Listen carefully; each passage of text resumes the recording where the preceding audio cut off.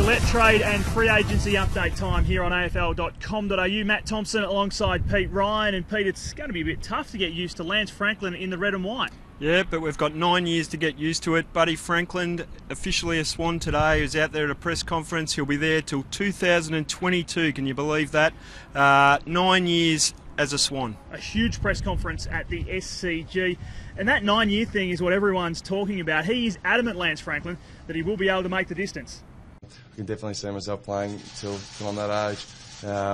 Hopefully not that grey though, and not that bald either, John. So, yeah, I'm excited. As I said, I'm excited to get out there. We think he will be playing at 35. Sure, there's a degree of risk. There's a degree of risk with everything you do. Now, something else that Andrew Ireland said, Pete, was that the cost of living allowance is only a very small part of Lance's $10 million contract. Yeah, well, he's spot on, but I suppose that's one of the arguments against the cost of living allowance. Does Buddy Franklin really need a cost of living allowance on such a huge contract? I think most supporters think it's okay for rookies and first and second years, but really, do we want it for those superstars getting the big bucks? Now, what else will the Swans be up to this trade free agency period? Well, they've got a few. Jesse White's obviously going to make his way to Collingwood, it looks like, after Sydney's Andrew Ireland spoke today. We've also got Tony Armstrong, who's looking for a new home, Andre Everett. Both of those players have been good performers, but with Buddy arriving, they've got no room in the cap. Here is Andrew Ireland on Jesse White.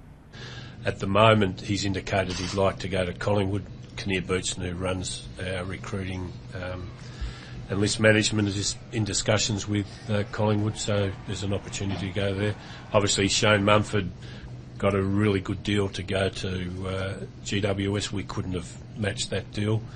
All right, let's turn our attention now to the Blues, and of course we knew that this was coming, but official today in terms of the paperwork. Dale Thomas is now a Carlton player, back under his old coach Mick Malthouse. Yeah, reunited with Mick. They've obviously got a great respect for each other. It's going to be hard for Collingwood supporters to get used to Daisy, and not only leaving Collingwood but in the Carlton jumper.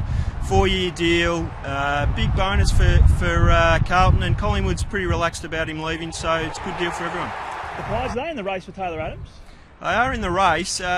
Collingwood's really well placed now. They made it pretty clear after Dale left that they expect a first round compensation pick, which means they'd get 10 and 11, and possibly Evan Heath-Shaw if he went to GWS in the mix as part of those negotiations, so they're really well placed to get Taylor. We've spoken a little bit about the Nick Del Santo negotiations. Of course, the process underway for him perhaps to go from St Kilda to North Melbourne, but North Melbourne Chief Executive Carl Delina today admits that that deal is right now at a stalemate position. We've put forward our offer, which we think is a good offer. St Kilda's thinking about it, and we'll know in due course. Next couple of weeks, it could drag out a little bit. Everyone wanted Cameron, everyone wanted Jeff Walsh. We're just really delighted that we've been able to convince them to come and join North Melbourne, which I think says a lot for where the club's at the moment. And Pete, they really are putting together a dream team off the field, North Melbourne, aren't they? Yeah, fantastic effort from North.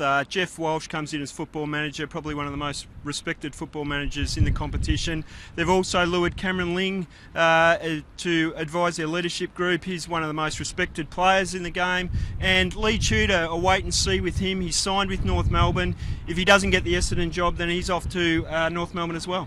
We talk about trade wins. It's a very windy day here in Melbourne. Pete, thank you for that. And of course, keep clicking back to AFL.com.au for the very latest trade and free agency news.